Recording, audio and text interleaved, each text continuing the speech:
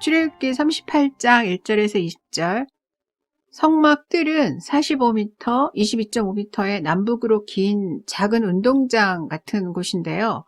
이 안에 성막과 물두멍과 번제단이 있고 나머지 영역에서는 제사장들이 제물을 잡거나 화목제로 드려진 제물을 먹기도 하고 그런 곳이었습니다. 하나님께서는 노뚜멍을 만들라고 하실 때 그 안에 물을 담으라는 말씀만 하셨는데요. 오늘 본문에는 모세가 노뚜멍을 회막문에서 수종드는 여인들의 거울로 만들었다, 이런 내용이 나옵니다. 그러니까 녹거울로 노뚜멍을 만든 건 하나님의 생각이 아니라 모세의 생각이란 뜻이겠죠. 근데 이렇게 자기 생각대로 해도 되나? 역대하 4장에 나오는 솔로몬 성전을 보면 노뚜멍 10개를 만들어서 번제물을 씻게 하고 제사장이 씻을 물을 담는 놋바다를 따로 만들고 노수로 황소 12마리를 만들어서 놋바다의 받침으로 사용하기도 하거든요. 그래서 이런 걸 볼 때 노뚜멍을 어떻게 만들든지 물만 담게 만든다면 하나님께서는 그리 상관하지 않으시는 것 같습니다. 그런데 왜 놋거울로 만들었다는 얘기를 밝혔을까요? 성막 건축에 사용된 놋의 총량은 2407kg지만 이 노뚜멍의 놋이 얼마나 사용됐는지는 밝히지 않았습니다. 그게 중요했다면 밝혔겠죠? 하지만 노뚜멍의 놋이 얼마나 들어갔느냐보다 여자들의 거울로 만들었다는 것이 더 중요했기 때문에 이것만 밝힌 것 같습니다. 여자들이 거울을 바친 것을 여인들의 헌신으로 해석을 보통 하는데요. 거울은 여인들의 외모를 가꾸는 데 아주 소중한 물건인데 그걸 바쳤으니 헌신이라는 거죠. 하지만 여자들의 헌신을 강조하고 싶어서 놋거울이라는 것을 밝힌 것 같진 않습니다. 그 회막문에서 수종드는 여자들의 거울이라고 한 것을 보면 반드시 이것이라야 하는 이유가 따로 있는 거죠. 두멍은 우리말로 큰 가마, 독이라는 뜻입니다. 하나님께서는 놋두멍에 물을 담으라고 하셨는데요. 놋두멍에 담긴 물은 심판을 상징하는 물이라는 뜻이기 때문에 이미 하나님께서는 다시는 물로 심판하지 않겠다라고 약속하셨기 때문에 놋두멍의 물로 상징할 만한 심판은 뱀에 대한 심판밖에 없습니다. 따라서 모세는 이 여인들의 거울로 만든 놋두멍의 물로 여자의 후손을 통해 뱀이 받을 심판을 형상화했다, 이렇게 봐야 될 것 같습니다. 하필 거울이라 했던 이유는 여자를 상징하는 것으로 놋두멍을 만들고자 했기 때문이라고 봅니다.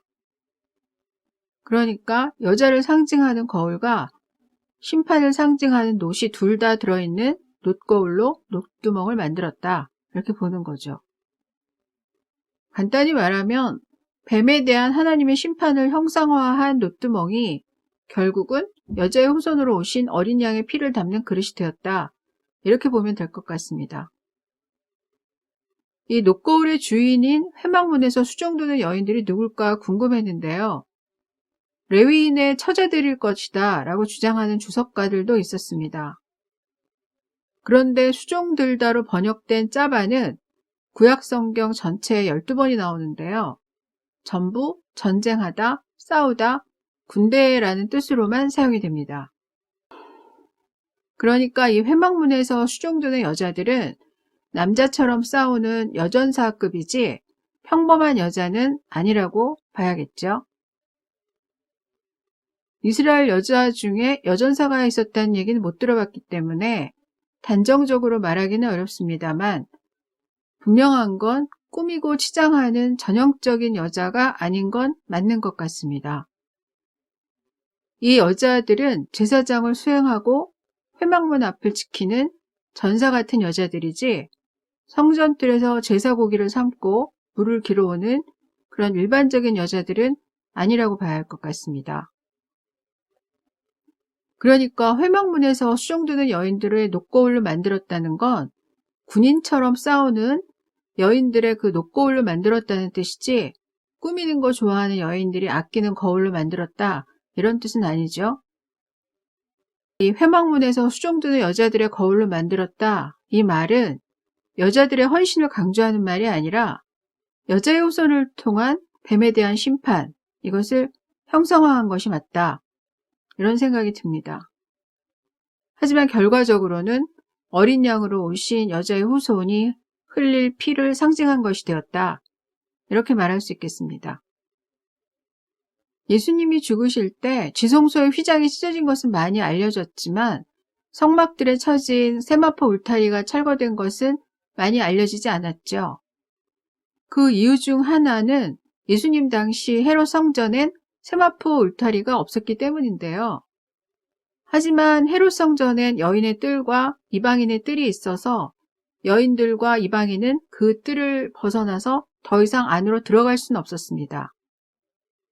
그러니까 보이지는 않았지만 헤롯 성전에도 세마포 울타리는 있었던 거죠. 하지만 예수님께서 부활하실 때 철거되었습니다.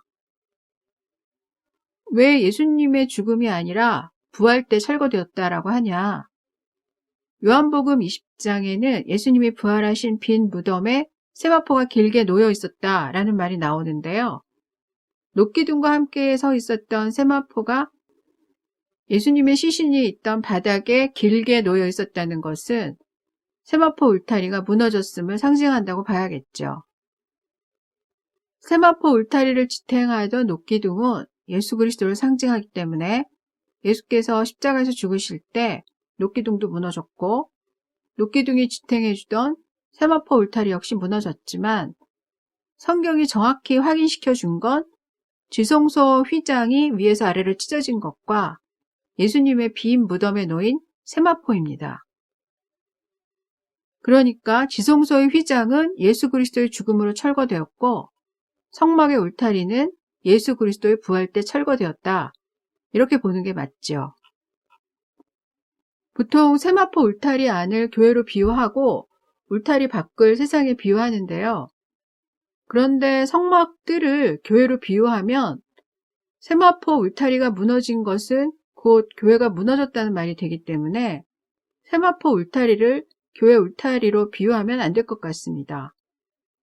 그보다는 세마포 울타리로 구분하던 정결한 것과 부정한 것을 이제는 예수 그리스도의 죽음과 부활로 구분하는 거죠.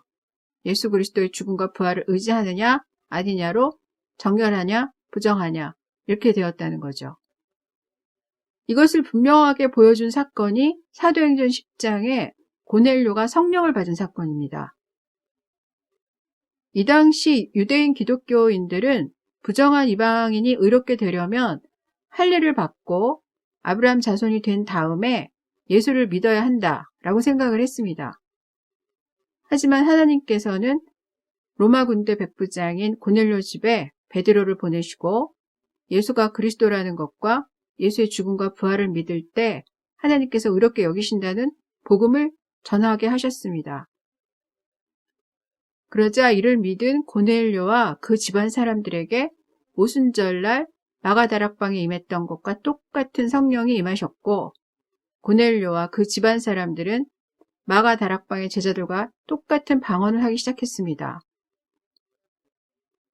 부정한 이방인이 하느님이 받으시는 정결한 사람이 되는 방법은 할례가 아니라 예수 그리스도의 죽음과 부활을 믿을 때라는 것을 성령이 확증한 사건이었죠. 우리는 예수님의 대속적 죽음을 강조하는 데 비해서 부활을 강조하지 않죠. 하지만 사실 우리 같은 이방인들에게는 예수님의 대속 못지않게 중요한 진리가 부활입니다. 세마포 울타리가 사라진 것을 분명히 하는 사건이 예수님의 부활이기 때문이죠. 예수님의 죽음과 부활로 세마포 울타리가 무너지지 않았다면 우리 같은 이방인들은 절대 성전 뜰도 밟지 못하게 했을 겁니다. 유대인들이. 하지만 예수님의 죽음과 부활로 세마포 울타리가 없어졌기 때문에 우리는 하나님이 계시는 지성소까지 갈 수 있게 된 것이죠. 아멘. 기도하겠습니다. 세마포 울타리를 허물고 예수 그리스도의 죽음과 부활을 의지하는 자들을 전부 정결하게 여겨주시고 받아주시는 하나님 아버지 주께 진심으로 감사를 드립니다. 예수님의 죽음으로 지성소의 휘장이 찢어지고 예수님의 부활로 세마포 울타리가 완전히 무너졌음을 보여주심으로 이방인이든 유대인이든 여자든 남자든 예수 그리스도의 죽음과 부활을 믿는 자들이 전부 지성소로 들어갈 수 있는 은혜 주심을 인하여 감사를 드립니다. 이방인과 유대인에게 어떤 의로움의 차별도 없다는 것을 분명히 하시고 혼란이 없게 하여 주심으로 인해 감사를 드립니다. 우리가 예수 그리스도의 부활의 기쁨을 더욱 풍성히 누리게 하시고 오직 믿음으로 부정한 자에서 정결한 자가 된 이 기쁜 소식을 온전히 전하는 자가 되게 하여 주시옵소서. 예수님 이름으로 기도드렸습니다. 아멘.